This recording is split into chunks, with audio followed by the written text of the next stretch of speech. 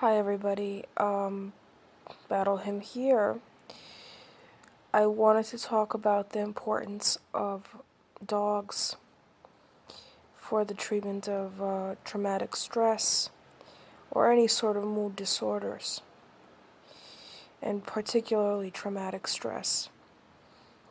Now, there has been a lot of investigation into the relationship between the hormone oxytocin and post-traumatic stress disorder. I don't have enough information about it in order to delve into it very deeply, although I'm very interested in investigating the relationship between what's called the love hormone and PTSD. And put simply, the higher your level of oxytocin, or the more the oxytocin is released into throughout your body, the higher the probability that your traumatic stress can come under control or be neutralized, because oxytocin is the hormone that's responsible for establishing bonding between mammals and positive relationships. In positive relationships, the flow of oxytocin creates trust and security, or feelings of security.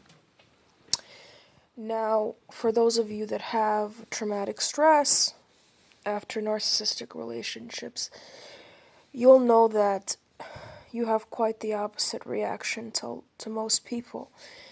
You're very hypervigilant and generally not trusting of people for very good reasons.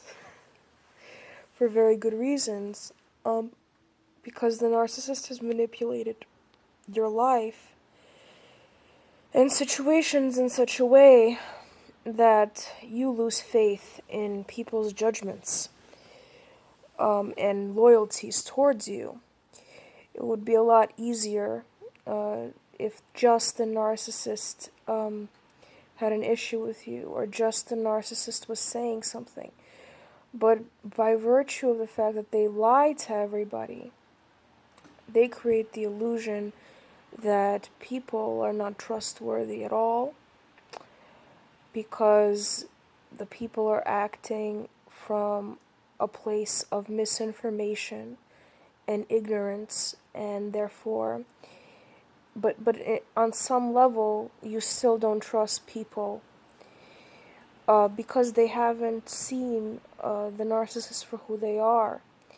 And so their actions against you, while they're not constructed from the constructed from facts, right? They don't have all the facts. So if, let's say, they believe something about you, or they've done something or said something to you that's hurtful, when they're not in possession of the full set of facts, that leads to a mistrust in humans in general, and a kind of misanthropy.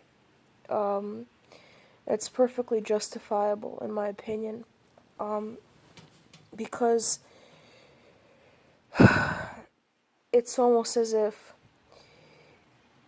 inside of you, you're like, okay, if I can see this person for what they are, why can't you?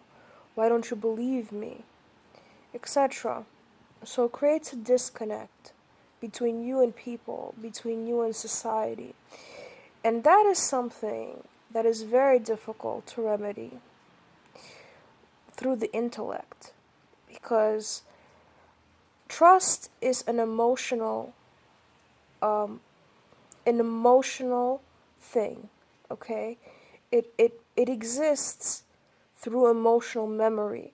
If you've constantly been let down by people, if you've constantly been screwed over by people for many years because of trauma bonding, your goal, ideally, is to regain that ability to trust people, to trust in the goodness of humanity, and have the faith that there are genuinely very decent people in the world. And for people that don't have traumatic stress, it's hard to understand why you can't just differentiate between people. Like, okay, Sally did this to you, but Bobby never did anything to you, so why do you not trust him? Almost, or very commonly, people say, okay, well, this happened to you, but it's in the past. Why can't you trust me? What people don't understand is that for a very long time, you've lived in a state of fear and apprehension. And on a hormonal level, you've lost the ability to bond naturally and seamlessly with people, particularly if you're within a sociopathic family unit, because you've constantly been surrounded by people that are threatening. And so to embrace the idea that there are people out there that are completely unthreatening who actually want to help you, it's just an alien idea. It's like you living on Mars for 10 years and then being dropped down to Earth, almost. Purely on an emotive level. Oh my god. It gets better with time, but it's still difficult because people are not perfect. And let's say you create a relationship even, and you're at the point where you're 90% trusting of this person. They may do that one thing, you know, that will set you off, that will remind you of the narcissist or the group of narcissists or something else that's negative. And that's enough for you to be on the defensive. So where does oxytocin come in? Oxytocin, sorry for my spiel. Oxytocin is the hormone that's responsible for trust, for bonding, for love, for attachment. And if you've been in a narcissistic relationship, a narcissist has tried very hard to keep you away from any sort of bonding that let out that oxytocin. Because oxytocin gives you energy, it gives you emotional stamina. And it actually gives you an outlet where you can go away from the narcissist. So this has been dormant in you for so long. And even when it's crept up, your physiology and your memory, your emotional memory, is designed in such a way that it rejects this bonding experience, because as soon as you felt that kind of attachment to the narcissist, immediately they did something horrible to you. So you block out that bonding. But dogs, and this is where dogs come in, are completely harmless in comparison to humans, or relatively harmless to you as a person that has suffered through narcissism. Dogs are completely harmless in the sense that they can't speak, they can't betray you through words.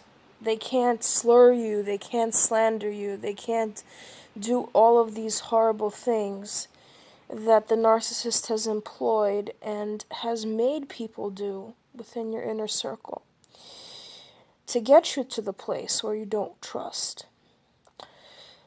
But at the same time, I've noticed that the release of this bonding with dogs, and this has been only my first month working as a dog walker part-time on my own schedule, it actually opens you up to humans, because dog owners, for example, are some of the most generous and sweetest humans that you would see. And I've only had really positive experiences so far with the owners that I've interacted with. And so this kind of bonding through dogs is helping me tremendously because it's making me feel more relaxed and at ease with humans. It's wonderful stuff. So I suggest that you try to go into part-time dog walking if you don't have a job right now. You can try to sign up for apps that actually act like Uber for dog walking. So all you need to do is go through a background check. You can say that you volunteered at a shelter and answer some preliminary questions about dogs and dog behavior. And that's it. You're signed up for the app and you can work as an independent contractor. Two of these apps that I really recommend are WAG and Rover if you're in the United States. I believe Rover is actually transitioning to Canada as well, but I'm not really sure. So it's made a big difference in my life right now. Like I feel at ease and more relaxed in general, which is great. They've been like my therapy. I've I've actually gotten really good reviews from pet owners, which is a real boost for me mentally. So that's all I have to say. Dogs make the world go round. Dogs make you feel more secure and better about yourself. They're cute. They're man's best friend, and you can't go wrong with them. So let them be your therapists and try to go into dog walking. I've also lost a lot of weight. I've also just mentally I feel more clarity. So that's my suggestion. Try to go into dog walking. Even if it's like one dog a day, it really does make a difference. Anyway, kisses.